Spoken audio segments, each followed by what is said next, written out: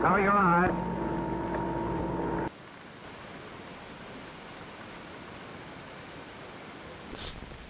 They are good foods to eat. Father is certainly enjoying his supper. So is Carol. So is Mother. Just look at that plate.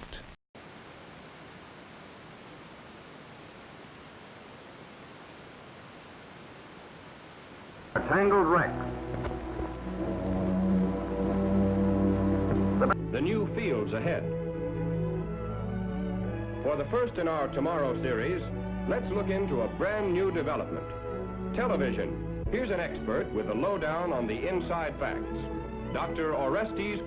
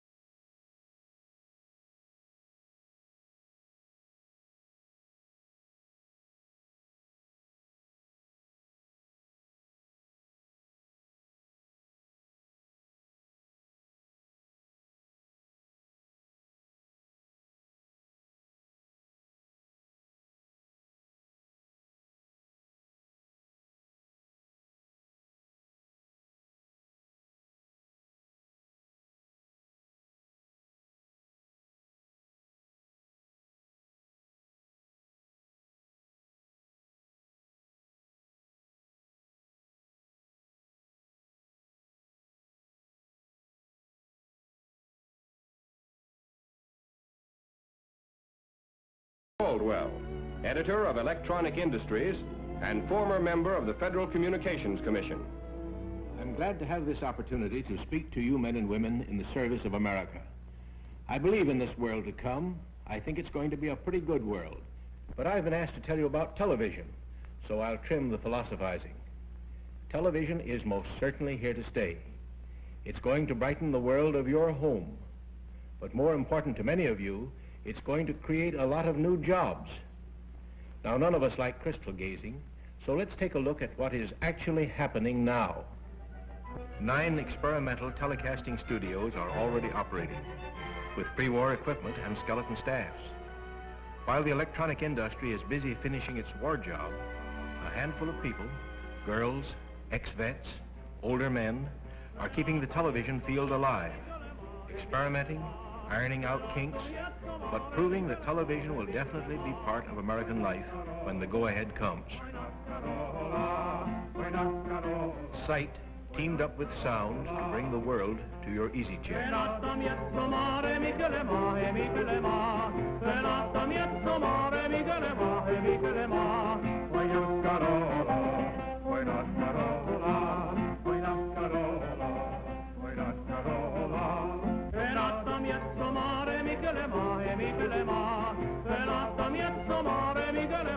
Telecasting studios will be a combination of Broadway and Hollywood, and you'll get the best of both for the price of your television set and a few cents worth of electricity. And outside the studios, mobile televising units, portable stations on wheels, are now experimenting with remote pickups, getting primed to bring you on-the-spot news and history in the making. When television networks are formed, you will have a direct wire to every place a television camera can be set up. A world of sports at your fingertips. They're off. That's interpreter number 2 right in front. And the field races past the stand with interpreter on top, low man in second place moving up on the outside. Mayor LaGuardia pitches the first ball. Red Ruffing is taking his time, and it's a hit. There's a capacity crowd here at Madison Square Garden tonight to witness the semifinals of the Golden Glove. Telecasting is done on a limited schedule now, but tomorrow you will have a permanent ringside seat everywhere from Madison Square Garden to the House of Congress. You'll see transmitted by television, newsreels, and super Hollywood productions. Plays and musicals, command performances in your own living room.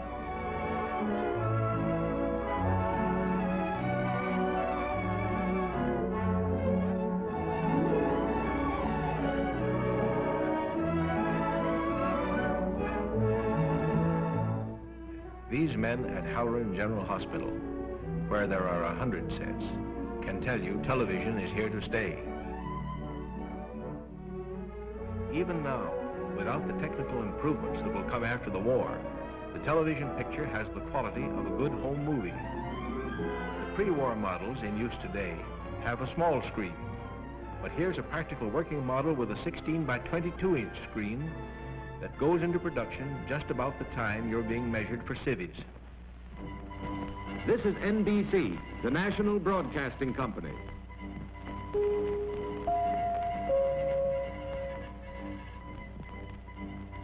WNBT, New York. Well, that gives you a pretty general idea of what's happening. Now let's see how television works. You're going to find a new type of aerial against the skyline of America when you return. It will be up high because television waves, like light rays, don't bend and are stopped by the horizon. So the higher the aerial, the farther the waves travel. But first, what is a television wave? As you know, all objects reflect light, some more, some less, depending on their color. The white jacket of these fencers is reflecting more light than their dark trousers. The television camera lens, like an ordinary camera, picks up these differences in light and shadow. Only instead of film behind the lens, we have the iconoscope, familiarly known as Ike. The camera plate of the iconoscope is made up of millions of sensitive electric eyes. These eyes pick up electric impulses from the object being televised and form a picture which is then transmitted as separate electric impulses from the camera plate to the receiver screen. There, the impulses are converted back to pinpoints of light and shadow to reform the picture on the screen.